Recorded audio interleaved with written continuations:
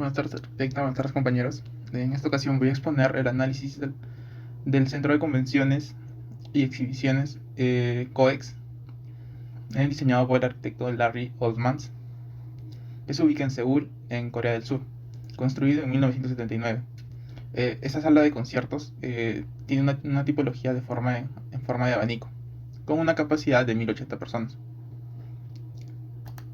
El primer punto que voy a exponer es la estructura del entorno. En el primer nivel de la estructura del entorno, nosotros lo vemos desde el punto de vista del territorio. Para esto, lo primero que se analizó fue la traza o la parte urbana de la ciudad, de este sector de la ciudad, que nos muestra un trazado urbano casi ortogonal. En lo que respecta a la topografía, si bien el auditorio o en todo el centro COEX se encuentra en una superficie plana, se encuentra rodeado por algunas elevaciones naturales del suelo, algunos montes ubicados en los alrededores del centro de convenciones. En lo que respecta a la textura, lo más resaltante en el entorno del centro de convenciones es la gran cantidad de vegetación. En segundo nivel lo vemos desde el punto de vista de la ciudad.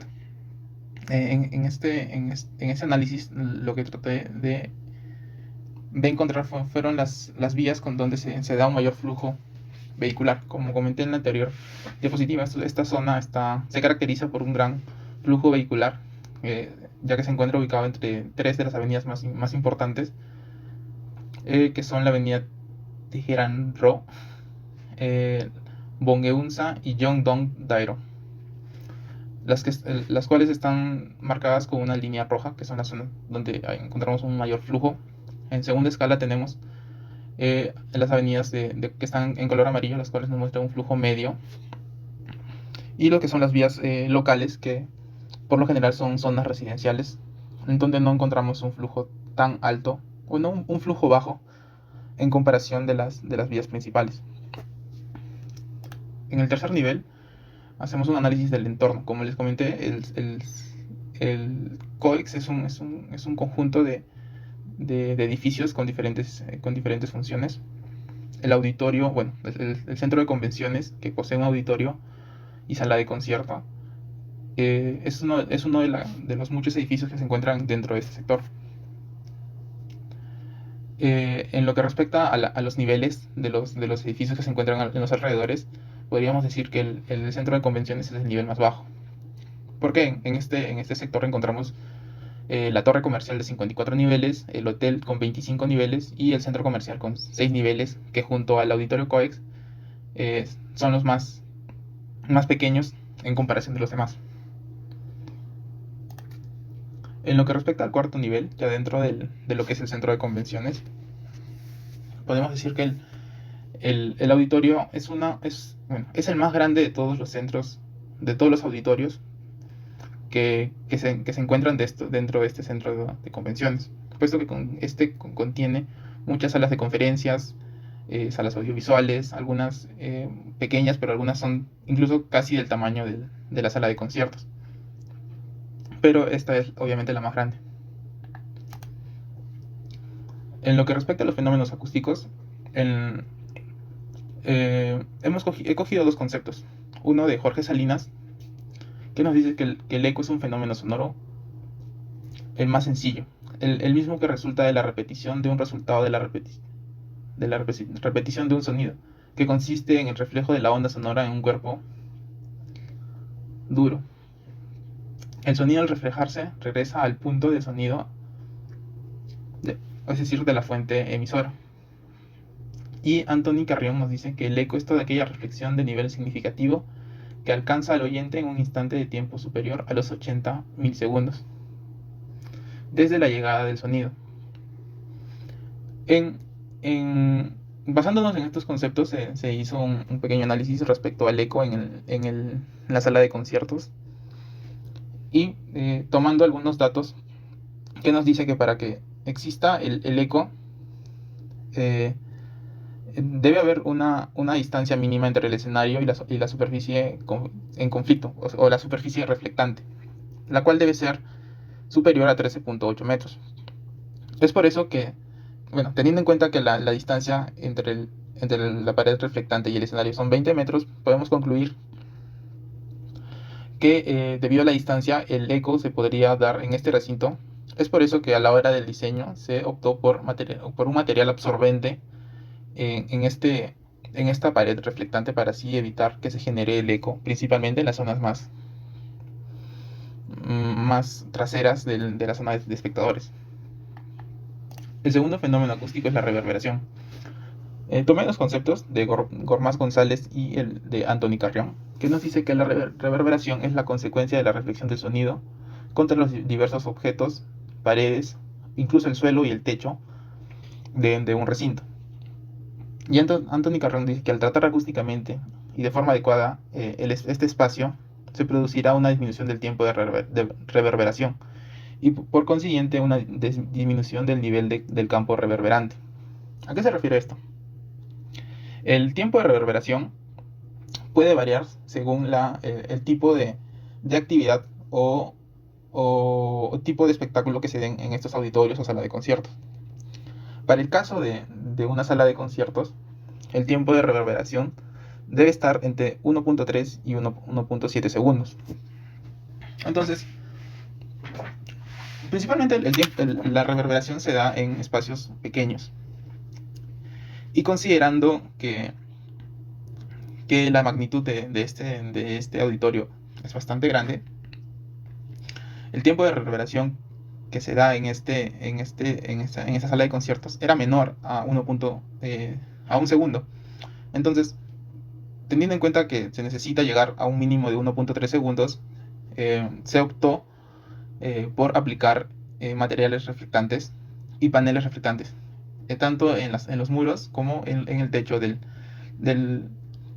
recinto, porque así evitas que se pierda la difusión del sonido. Debido principalmente a la forma arquitectónica que tiene este tipo de sala de conciertos en forma de abanico. Ya lo vamos a ver en posterior. Bueno, aplicando los materiales se pudo llegar en este escenario a un tiempo de reverberación de 1.5 segundos, que según lo que nos dicen los autores es un tiempo óptimo o está dentro de la escala que nos explica que necesita una sala de conciertos. El siguiente fenómeno acústico es la resonancia. La resonancia, tomando conceptos de Jorge Salinas y Ana Martínez, entendemos que la resonancia es un elemento de incidencia en la calidad acústica de un ambiente y se produce en salas de pequeño tamaño. Este fenómeno ocurre como consecuencia de las reflexiones sucesivas en superficies opuestas cercanas. Es decir, cuando la onda sonora se encuentra en una superficie donde los muros, la separación de los muros es muy corta, entonces la onda suele reflejarse muchas veces. Y esto puede generar la resonancia, que en algunas ocasiones puede generar una frecuencia mayor que el sonido primario, lo cual genera un inconveniente a la hora de desarrollarse en una actividad. Teniendo en cuenta la forma que tiene esta sala de conciertos, que una de sus características es que permite una buena propagación del sonido debido a la forma de la apertura de la zona de espectadores. Sí encontré algunos puntos donde se puede generar esta resonancia, pero que no generan tanto problema fuera del uso de materiales, por el uso de los materiales absorbentes que hay en ese lugar. También porque se encuentra en una zona donde no encontramos espectadores, es la zona de ingreso. Entonces, los espectadores no tendrían mucho problema, pero aún así se genera resonancia en esos pequeños lugares. En la siguiente parte de la exposición vamos a hablar de la forma acústica arquitectónica. Anthony Carrión nos muestra algunos criterios básicos y estos los vamos a comparar con algunos otros autores. El primero de estos son los parámetros acústicos básicos. Anthony Carrión describe 7 parámetros acústicos que se deben tener en cuenta a la hora de diseñar una sala de conciertos. Y Moreno Galvez nos muestra 11 parámetros. Si bien existe un exceso de una diferencia de 4 parámetros, Ambos manejan básicamente los mismos criterios, solamente que los tienen en cuenta o los agrupan de otra manera. Algunos de estos parámetros son el tiempo de reverberación, la claridad de la voz, la definición, la relación de las primeras reflexiones, la sonoridad media, la Alcons de la sala ocupada y el STI Rusty de la sala ocupada. Mientras que Moreno Galvez nos habla del tiempo de reverberación, la calidad acústica, el brillo, el medio EDT, la sonoridad, la intimidad acústica, la claridad musical, la eficiencia lateral, la correlación cruzada, el índice de difusión y el soporte objetivo medio. Lo siguiente que vamos a hablar es el volumen de la sala y el número de asientos. Anthony Carrión nos dice que desde un punto de vista práctico la relación entre el volumen y el número de asientos de un teatro debe hallarse aproximadamente entre 4 y 6 metros cuadrados por asiento. Y Jean Araud nos dice que el volumen del recinto es el área total de las paredes del recinto, incluido el techo, el área de la audiencia, más el área de la orquesta. Analizando un poco el proyecto, nosotros sacamos el volumen del recinto, un aproximado del volumen del recinto, que posee un área de 1147 metros cuadrados y con una altura de 5.6 metros. Es decir, cuenta con un volumen de 6.423.2 metros cúbicos. Y teniendo en cuenta que el auditorio cuenta con 1080 asientos, podemos aplicar la fórmula, es decir, dividir 6.423.2 entre 1080, nos da como resultado 5.95 metros cúbicos. Es decir, que este se encuentra entre los 4 y 6 metros cúbicos que nos aconseja Anthony Carrión. Es decir, cumple con el parámetro establecido por él. El siguiente criterio es la forma acústica. Para esto tomamos como ejemplo las definiciones o los conceptos de Anthony Carrión y de Ignacio E. Guillén.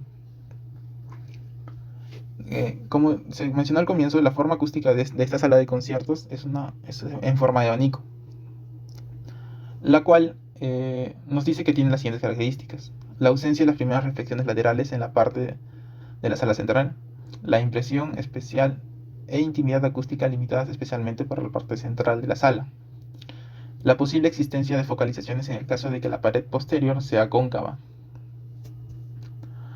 y a mayor ángulo del abanico acústica más desfavorable,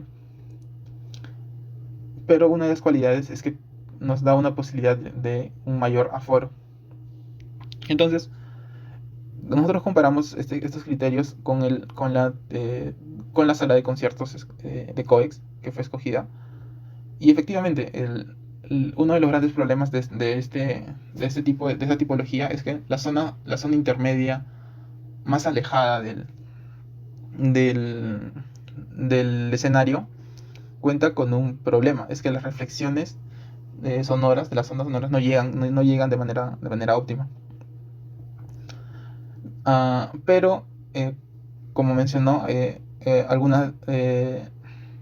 una de las características principales es que nos permite, desde el punto de vista visual, una mejor apreciación de todo el escenario, desde todos los lados de la zona de espectadores.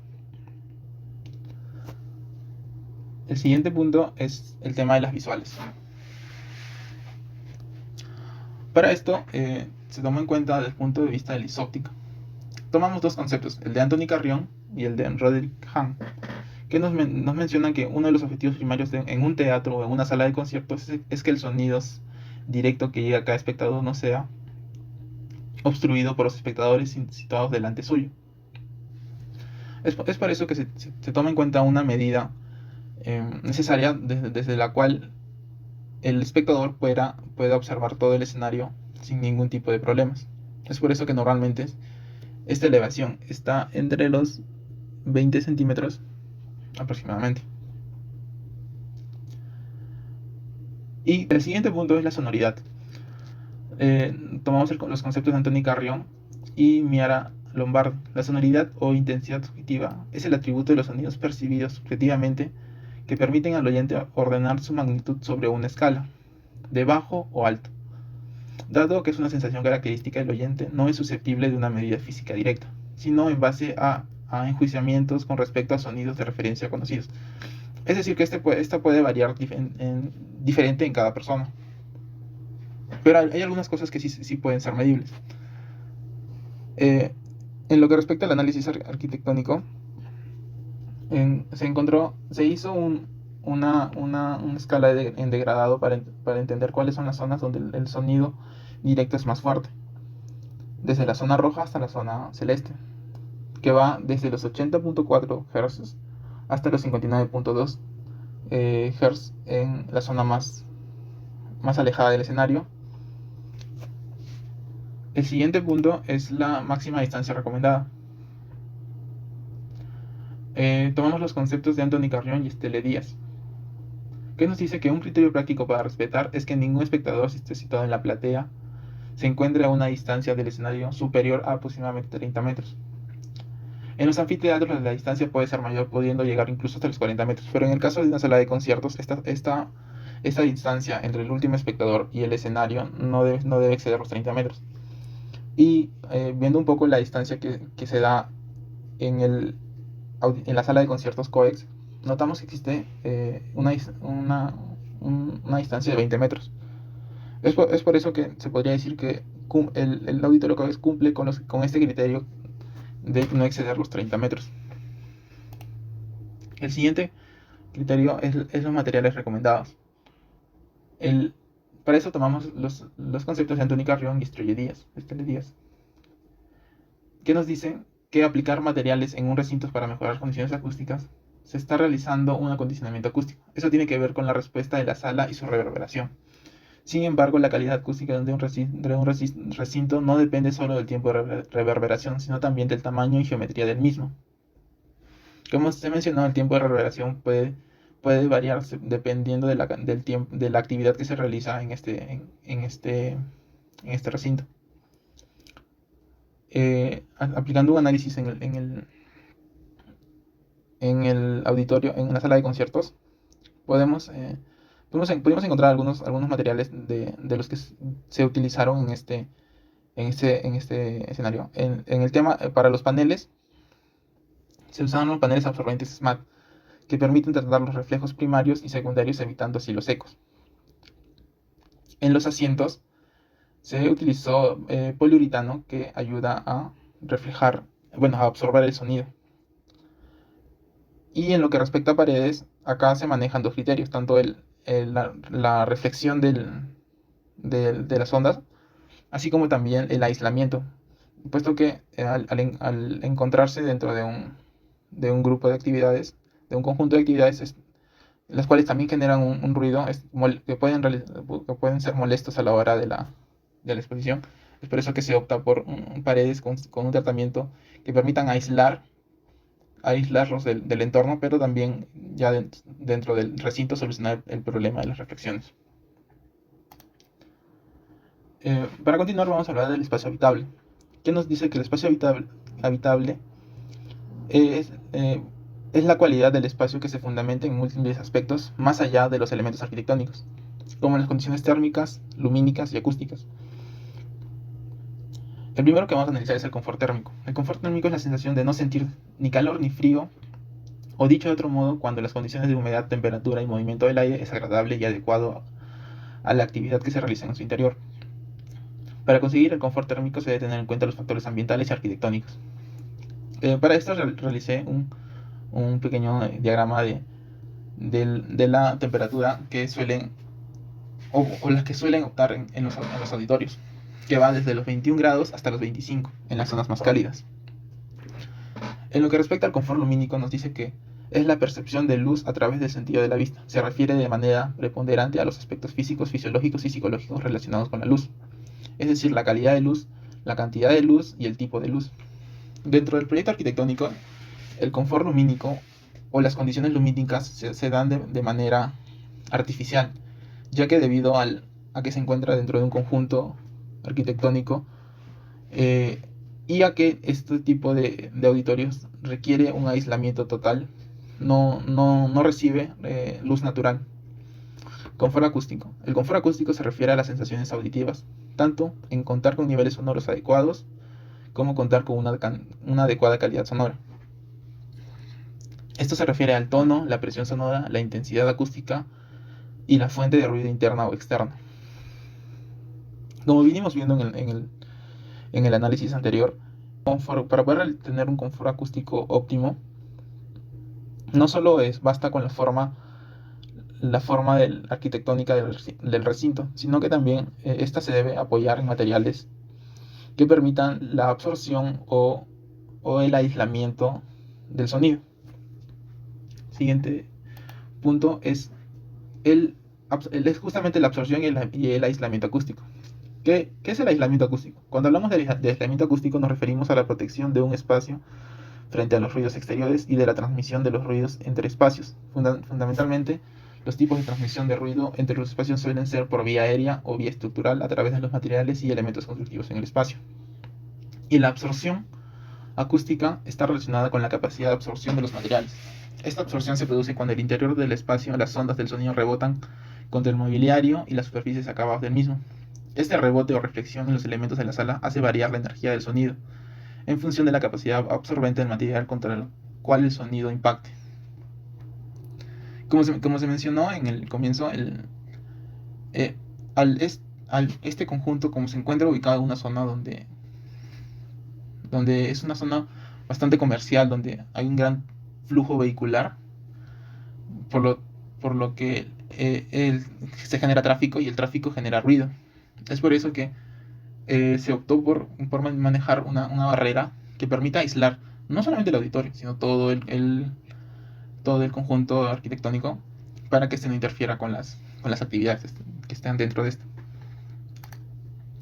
Y en lo que respecta a conclusiones, reflexiones y aportes, podemos decir, la conclusión sería que si bien las salas de concierto con forma de abanico pueden solucionar diferentes problemas debido a la buena propagación de las ondas sonoras y a las condiciones visuales, también poseen algunos problemas debido a la poca relación entre el largo y el ancho de la zona de espectadores, principalmente en la parte más ancha donde las ondas reflejadas no llegan de forma óptima al centro de la zona. Y también a que la dirección de las paredes no generan buenos reflejos de las ondas. Es por eso que se suele optar por materiales reflectantes.